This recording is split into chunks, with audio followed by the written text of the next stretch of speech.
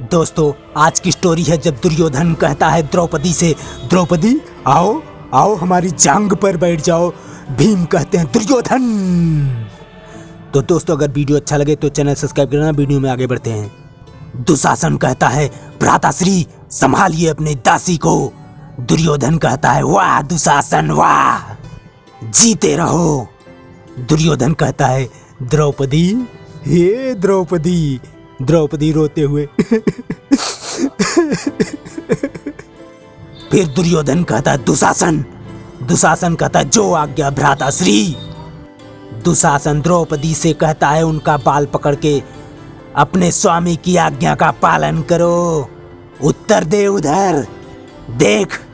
दुर्योधन कहता है आओ द्रौपदी आओ, आकर हमारी गोद में बैठ जाओ। भीम कहते हैं दुर्योधन। दुर्योधन कहता है भीम कहते हैं तूने एक स्त्री का नहीं मेरी पत्नी का भी अपमान किया है। द्रौपदी रोते हुए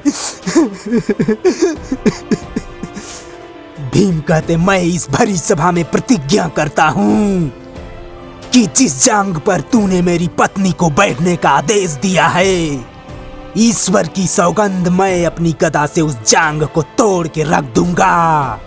दुर्योधन कहता है आ। फिर भीम कहते हैं और दुशासन। दुशासन कहता है आ। भीम कहते तुम भी मेरी दूसरी प्रतिज्ञा सुन लो। जिन हाथों से तूने द्रौपदी के बालों को छुआ है, उन हाथों को मैं तुम्हारे शरीर से अलग कर दूंगा और तुम्हारे रक्त से मैं द्रौपदी के बाल धोऊंगा।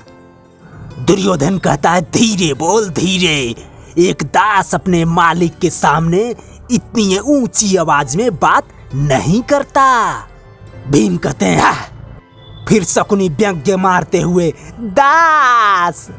फिर दुर्योधन भीम को कहता है बैठ बैठ जा, चल बैठ। और सब हंसने लगते हैं। फिर कर्ण कहता है किसके मान सम्मान पर इतना तू क्रोध कर रहा है और किस मुंह से तू अपना इसे पत्नी कह रहा है? ये अरे ये तो 5 पतियों की पत्नी है।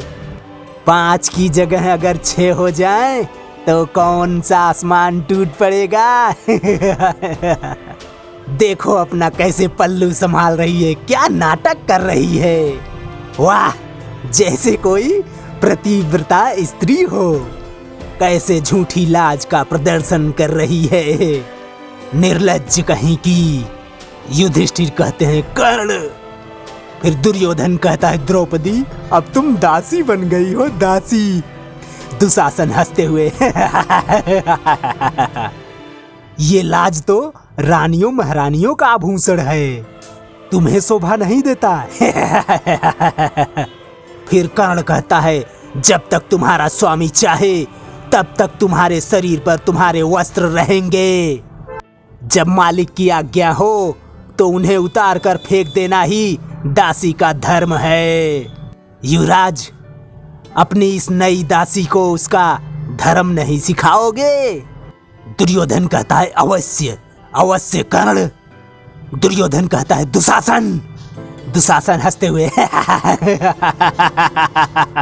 फिर दुर्योधन कहता है द्रौपदी को निर्वस्त्र कर दो, निर्वस्त्र।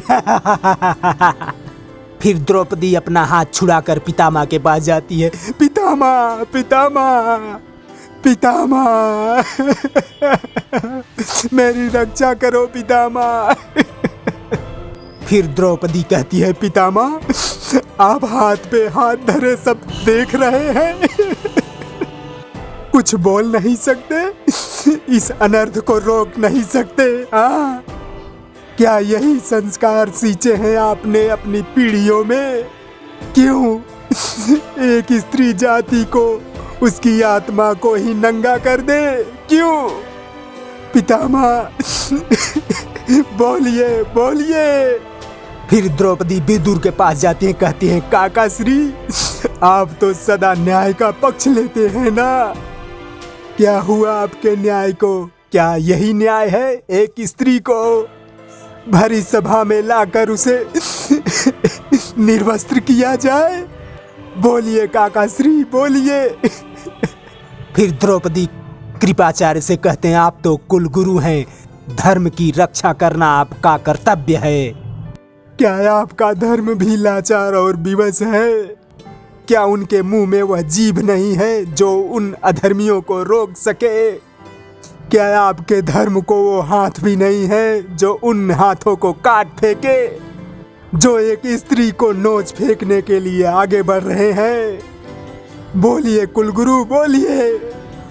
फिर द्रौपदी द्रोणाचार्य से कहती, आप तो धनुर्विद्या के गुरु हैं, आपके तीर तो शिकार की आंखों को निशाना बनाते हैं। फिर इस समय आपके कमान में कोई बाण क्यों नहीं है जो इन भेड़ियों के आंखों को छेद दे? बोलिए। जो एक असहाय स्त्री पर हाथ डालकर उसका तमाशा देखना चाहते हैं। बोलिए आचार्य, बोलिए। आप भी आंखें चुराने लगे आचार्य। फिर द्रौपदी धृतराष्ट्र से कहती है, एक आप ही है महाराज जो सबसे भाग्यशाली हैं। इसलिए नहीं कि आप महाराज हैं, बल्कि इसलिए कि इस दरबार में जो अत्याचार हो रहा है उसे आप देख नहीं सकते। यदि देख लेते अपनी आंखें फोड़ लेते महाराज। निस्संदेह आप देख नहीं सकते, परंतु सुन तो सकते हैं। यदि आपने अब तक कुछ नहीं सुना है तो अब सुन लीजिए, ताकि कल आप यह न कह सके कि आपने कुछ नहीं देखा, कुछ नहीं सुना। आप ही के राज में, आप ही के दरबार में, आप ही की अध्यक्षता में, आप ही के पुत्र, आप ही के सामने, आप ही के दिवंगत भाई के पुत्र वधू को निर्वस्त्र करने जा रहे हैं महाराज। आपकी पुत्र वधू को निर्वस्त्र करने जा रहे हैं। पुत्र वधू महाराज, जिसे भारतवर्ष में घर की लाज कहा जाता है महाराज, और एक नारी को जिसे माता और देवी कह के सम्मानित किया जाता है महाराज। उसी के सम्मान के चिथड़े उड़ाए जा रहे हैं महाराज, चिथड़े उड़ाए जा रहे हैं। निर्लज्ज से भरी इस सभा में एक अकेली नारी अपनी जान बचाने के लिए एक एक को पुकार रही है महाराज, और सुनने वाला कोई नहीं है, कोई नहीं है महाराज।